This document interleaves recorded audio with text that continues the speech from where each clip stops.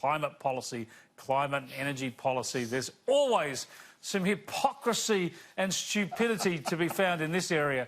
We can start off in Tasmania, where, of course, they're putting in a new wind farm, Anna. But to put in the new wind turbines, they have to knock out old-growth forest. I mean, is this really what the Greens want? Some intermittent power at the expense of old-growth forest? The absurdity of it is too good. As I said, I was driving here in my car tonight thinking about this story and laughing. It seems like something Seinfeld or Larry David would be proud of, this plot line, you know? Where are we going to put our fancy wind turbine? I know. We'll bulldoze a forest. Yeah, it's exactly. Too good. I love it. And want to save the planet, but get rid of those trees. They're blocking all the wind. You know? Oh, it's just so terrible. Now, of course, in a bid to try and get some love from the media and attention from all the lovies on the way out the door, Theresa May in Britain has said that they're going to be carbon neutral, effectively, in about 30 years from now in the UK. So zero net carbon emissions in the UK by 2050. Doesn't mention, of course, about how all that switch to gas is helping here, not to mention the nuclear power they have as well. So that's great. Theresa May getting some love from The Guardian on the way out. But I notice around the same time we've got a story out of the UK saying that their chips, their potato chips, are getting smaller. Now, the Poms, like the rest of us, love their chips, going with their fish and chips, Gemma. They're blaming the smaller chips on climate change. Apparently, the unpredictable weather makes it harder for the potato growers. These people are nuts.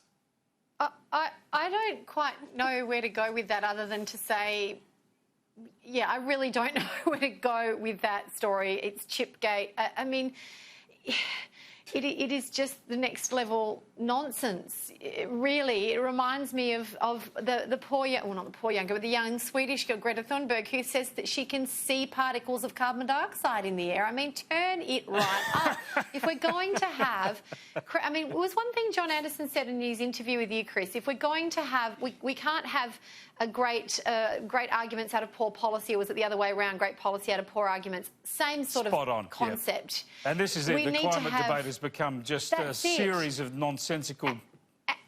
You can't even have a singular... Like somebody like me who would say, look, I believe there is a degree of climate change and it's undefined. I certainly don't agree with the apocalyptic, you know, forecasts that come from those who are typically invested in the economic outcome of climate change. You can't even hold a centrist view on that topic without the most horrendous abuse being hurled at you.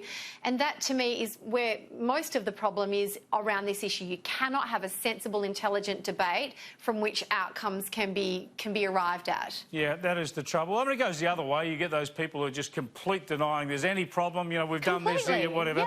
Yeah. But, Nicholas, it's just such emotive nonsense goes around this stuff. People just trying to get attention, drawing attention to their smaller potato chips.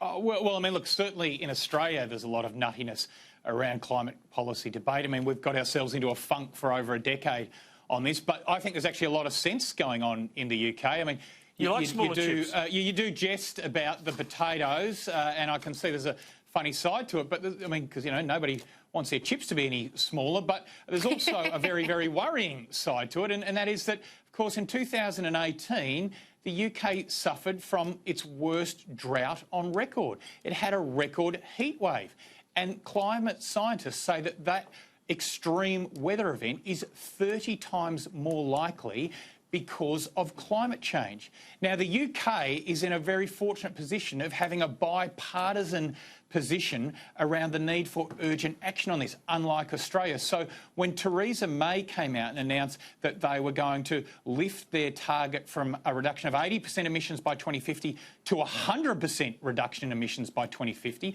that was a position that was welcomed by the Labor Party. It was also, I should point out, a position that was welcomed by business groups because they believe the UK business will get a competitive advantage by leading in this field. Final point, you know, last week the UK racked up 18 days where they didn't rely on any coal-fired power.